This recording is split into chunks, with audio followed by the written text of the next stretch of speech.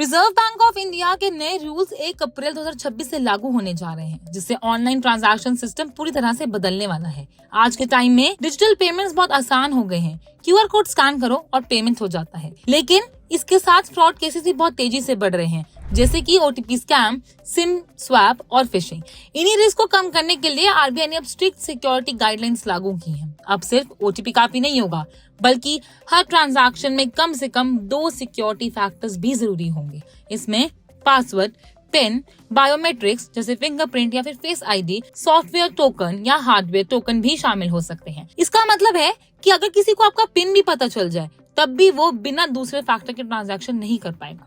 RBI ने dynamic authentication भी लागू किया है, जिसमें हर बार एक यूनिक सिक्योरिटी लेयर भी जरूरी होगी। सबसे बड़ी राहत यह है कि अगर बैंक इन रूल्स को फॉलो नहीं करता या फिर फ्रॉड होता है, तो कस्टमर का पैसा बैंक को ही वापस चुकाना होगा। यानी अब बैंक्स की रिस्पॉन्सिबिलिटी और भी ज्यादा बढ़ गई है। साथ ही छोटे ट्रांजैक्शंस आसान रहेंगे, लेकिन बड़े या अनयूजुअल ट्रांजैक्शंस में एक्स्ट्रा वेरिफिकेशन लगेगा। अक्टूबर 2026 से इंटरनेशनल पेमेंट्स पर भी स्ट्रिक्ट रूल्स लागू होंगे।